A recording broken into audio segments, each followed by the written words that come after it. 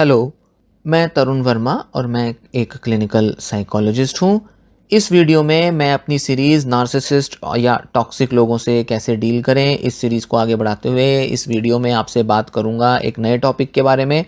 इस बार जो मैं टॉपिक लूँगा वो है बड़ा ही इम्पॉर्टेंट टॉपिक है कि नार्सिसिस्ट, साइकोपैथ और सोशियोपैथ इन लोगों में डिफरेंस क्या होता है, इन लोगों के अंदर क्या ऐसे पर्सनैलिटी ट्रेट्स या बिहेवियर्स होते हैं जिसके बेसिस पे हम इनको अलग करके देख सकते हैं या इनको अलग तरह से डिस्क्राइब कर सकते हैं। तो आइए आगे बढ़ते हैं।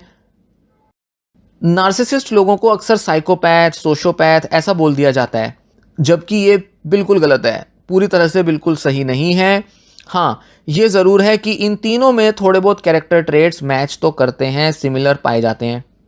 क्रिमिनोलॉजी और सोशियोलॉजी के एक प्रोफेसर डॉक्टर स्कॉट बॉन, उनके अकॉर्डिंग साइकोपैथ और सोशियोपैथ जो होते हैं उनके अंदर एंटी सोशल बिहेवियर डिसऑर्डर या एंटी सोशल पर्सनैलिटी डिसऑर्डर ज़रूर पाया जाता है।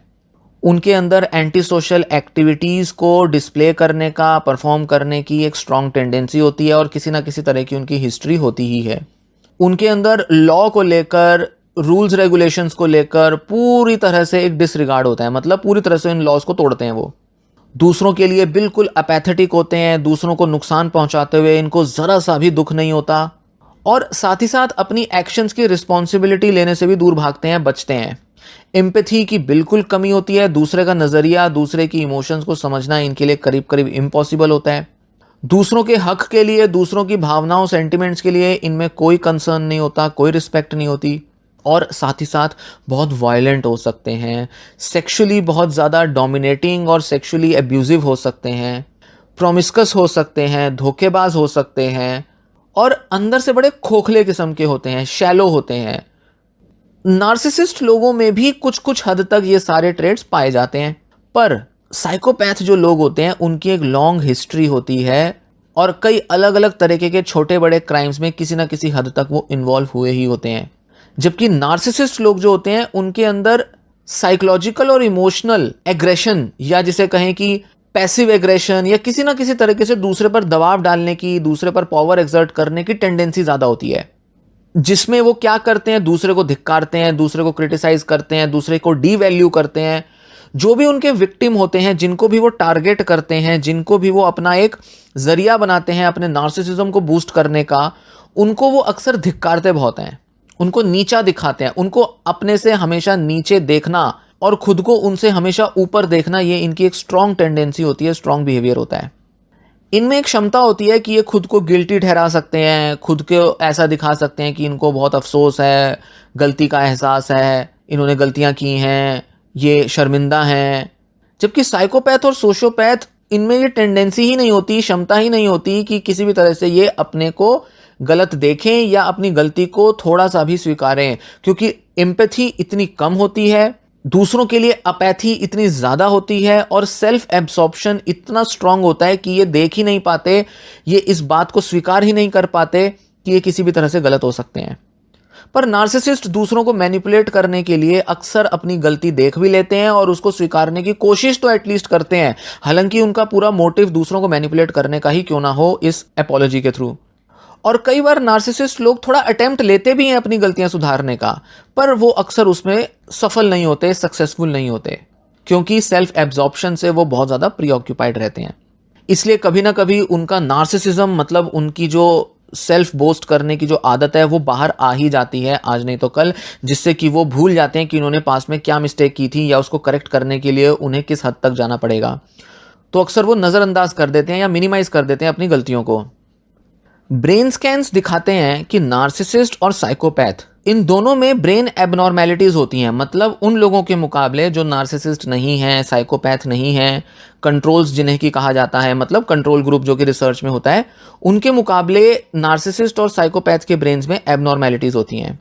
दिमाग का वो हिस्सा जो कि कंपैशन, मतलब करुणा, दया, इससे डील करता है, नार्सिसिस्ट लोगों के दिमाग में इस हिस्से में स्ट्रक्चरल एबनॉर्मेलिटीज होती हैं, मतलब वहां ठीक से एक्टिवेशन नहीं होता, वहां ठीक से दिमाग जो है वो पूरी क्षमता से काम नहीं कर रहा होता। और साइकोपैथ जो होते हैं उनके दिमाग के वो हिस्से ठीक से काम नहीं कर रहे होते जिसमें कि गिल्ट और मोरल रीजनिंग के लिए रिस्पॉन्सिबल होते हैं। मतलब जिसमें खुद की गलती का एहसास आना, खुद की मोरालिटी का चेक रखना, दूसरों को लेकर मोरल बिहेवियर रखना, ये वाला एरिया जो दिमाग में होता है ये उनका ठीक से काम नहीं कर रहा होता।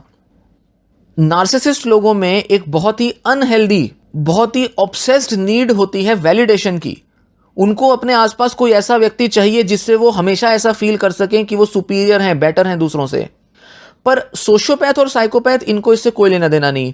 वो ऑलरेडी मानते हैं कि वो दुनिया से बहुत अलग हैं, वो सुपीरियर हैं और उनको किसी की जरूरत नहीं है बताने की कि वो कितने स्ट्रांग हैं। वो अपने को ऑलरेडी बहुत स्ट्रांग, बहुत सुपीरियर मानते ही हैं। नार्सिसिस्ट लोग जो होते हैं वो दूसरे लोगों का फायदा उठाते हैं, खासकर कि उन लोगों का जिनसे कि उनको लगता है कि किसी तरह का थ्रेट है या नुकसान हो सकता है। जबकि सोशियोपैथ इसलिए करते हैं, दूसरों का फायदा इसलिए उठाते हैं क्योंकि उनको दूसरों का फायदा उठाने में मजा आता है। तो नार्सिसिस्ट अपने को प्रोटेक्ट करने के लिए दूसरों को मैनिपुलेट कर रहे हैं, जबकि सोशियोपैथ, साइकोपैथ दूसरों को इसलिए मैनिपुलेट कर रहे हैं, दूसरों का इसलिए फायदा उठा रहे हैं क्योंकि उनको ऐसा करने में मजा आता है। उनको दूसरों को तंग करने में, बुली करने में, सफर कराने में बहुत एंजॉयमेंट आती है।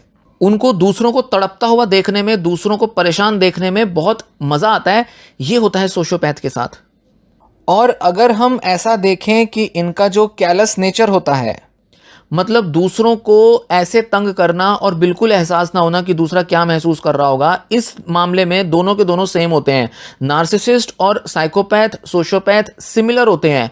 मतलब दूसरों को कैसे ट्रीट कर रहे हैं, दूसरों को कैसे तंग करके मजा ले रहे हैं, दूसरों को तंग करके देखता हुआ उनके ऊपर पावर और कंट्रोल फील करना, ये दोनों इस मामले में करीब करीब सिमिलर होते हैं।